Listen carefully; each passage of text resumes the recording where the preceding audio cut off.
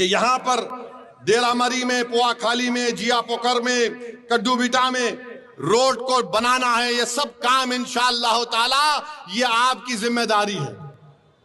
और हम आके आपको पूछेंगे हर 6-7 महीने में ये काम कितना आगे बढ़ा, क्या नहीं हुआ। सिर्फ भाषण देकर जाने वाले का नाम असदुद्दीन ओवैसी नहीं है।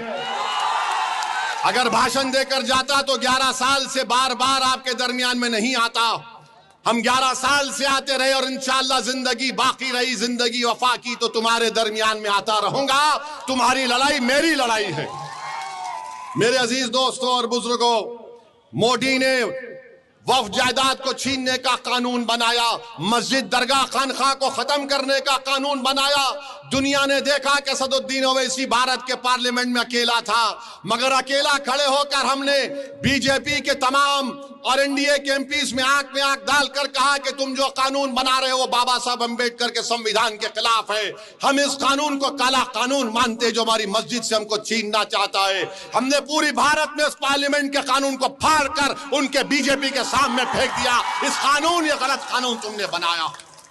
मेरे भाई, आपने सबको मौका दिया। 20 साल कांग्रेस को दिया, 15 साल लालू परिवार को दिया, अब 20 साल नीतीश कुमार मोदी को आपने दिया। बताइए हमने क्या हासिल किया? हम सिर्फ वोट डालने की मशीन नहीं है कि कोई आएगा और बोलेगा ये देख लो, वो देख लो और कुछ नहीं होगा। आप बताइए, ये जो गठबंधन है, हम तो मिलना चाह रहे थे।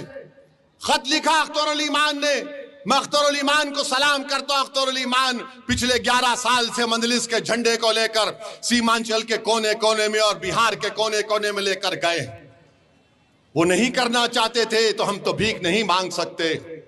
हमने तय कर लिया कि हमारी लड़ाई सम्मान की लड़ाई है, हमारी लड़ाई इज्जत को हासिल करने की लड़ाई है, हमारी लड़ाई बराबरी की लड़ाई है। और हमारे मुकद्दर के फैसले हम करेंगे। पटना और दिल्ली में बैठने वाला कोई जालिम हुक्मरान हमारे बच्चों के, नौजवानों के, मां और बहनों के मुस्तकबिल का फैसला नहीं करेगा। हम नहीं होने देंगे इसको। इसलिए हमको सियासी ताकत को हासिल करना है, हमारे विधायक को बनाना है। आप बताइए, यहां से जो राजद का उम्मीदवार है, उनके वालिद मरहूम की अल्लाह मगफरत करे, मैं उनकी बहुत इज्जत करता था।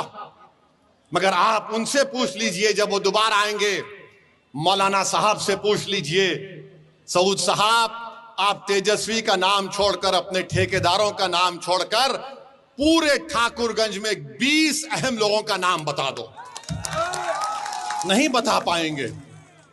कुछ काम नहीं किया।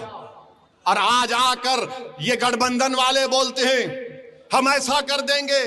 अरे मेरे भाई, तेजस्वी ने जो लंबी छोड़ी है ना, वो मोदी इसके कंपटीशन में आ गया झूठ बोलने के।